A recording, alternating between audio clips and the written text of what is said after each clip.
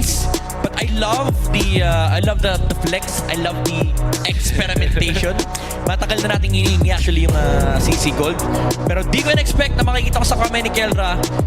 After Masha Gold, CC Gold naman. Oo. Who knows, di ba? Pero ramdam nila parang, pre, ninakama tayong dalawang green, pre. Oo, medyo maalat. Kung baga may aftertaste yung team fight na yun. Sour taste. Oo, pagka nunok mo, medyo masama sa panlasa. Pero Aurora ngayon, nakakalabang ata sa turtle take. Ayun, bawas na si Brusco. May batang nagkuraan. Napakita ultimate mula kay Yue. Nakuha pa rin ba ni Demon kahit yung pagong late sa aksyon. Si King Kong dalawa ang makakuha ng Aurora. Climbing back into this game. Sila may hawak ng gold lead. At yun naman ang maganda, no? Yung power spike pa rin naman ng Aurora ay nandyan.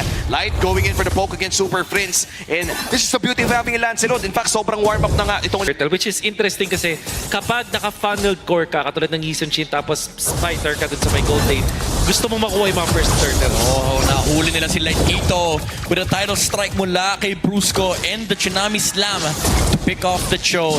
Paano may yung Onyx ko sila late game na pag lumabas ni Anticraft na kay Edward. Ay. Parang may damage problem din yung Onyx. Pero again, Demon Kite hawak na yung pagong dito. Kirk, binabaril-baril niya Yue.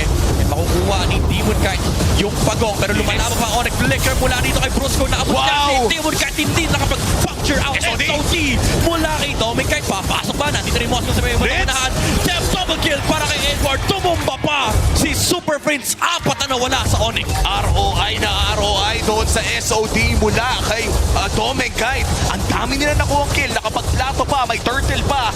Parang kompletos recados pala yung nangyari doon sa Aurora. Basta perfect scenario para sa Aurora. Yung i-stun na rin yung ginawa niya. Parang implosion na rin. Brusco!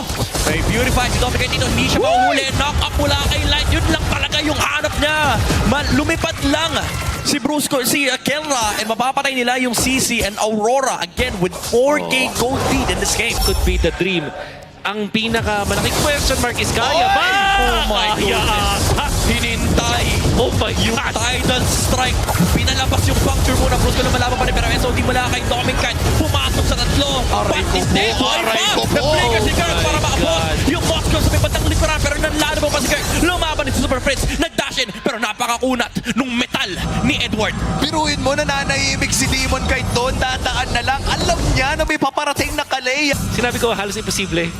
Onyx Magic-y. Magic. May magic-y. Alam mo, minsan yung mga magic dapat di nire-reveal yan eh. Ay, bawal ka magtanong ng step by step sa Onyx. Magtiwala ka lang. Pero to, tiwala si Edward na ang taas ng sustain niya with the brute force, Oracle, mababataas sa kanyang resilience. So, literal, parang walang kill threat kay Edward ngayon. Si yung hawak nila and dead diretso sila sa Lord. Ang layo na pare. Nanggaling na QC papuntang Cavite. Pero nahuli pa rin. ang pinakamasakit doon para sa Onyx, bukod doon sa Lord na patapos na, nag-commit ng flicker si Super Fritz doon for 2 more minutes. Nawala yung surprise factor ng Kagura na may big burst. And Rora will just collect the Lord. Yeah. Ang bilis. Hindi katulad ng previous game na matagal sila mag-siege. This time, meron silang 2 marksman to take down turrets. Titipin na lang. Sabi ni King Kong, ang kunat mo, parts. Ang sabi ni Edward, bakal ako. Bakal ako. Wala naman na kasi talagang magagawa pa. Tapos ayan na, yung pinaka full combo ng Uranus. First skill, second skill. Tapos saktong banat lang. And look at the space na nakikreate ni Edward on this Uranus. At makakatore na nga sa may bandang gitna. May Lord pa nga doon sa taas. At mukhang idediretso na agad ng Aurora Gaming. Papaputukin muna nila. Pero pipigilan ni Kenra ang tanong. Ay hindi na nga makakaabot pa. Yeah. May Iron Defense kaso ang problema ng On Piece, hindi sila makalabas. Nakabantay si Iron Man. Wala yun. Tingnan mo parang ano yan eh. Parang mas patindi para sa ground kanina yun eh. Bakal talaga yan, mamin. Wala ni Holy Defense sa mid.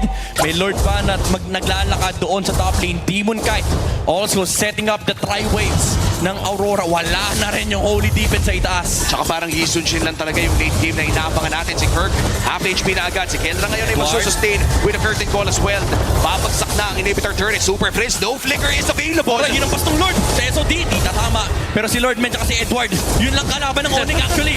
Grabe si Edward Men, tinetesting niya yung damage shot, tinetesting niya yung kunat na. May Sabi fury niya, pa. napakakunat ko pala. Pero ito, tinetesting niya ng Purify. Wala yung title strike. So go time para sa Aurora. Light to! Oh no! Nang pasok with the flicker. Pero nandito pa rin naman si Doming at si Demon Kite. Sa may bandang likuran, Doming Kite with the tower.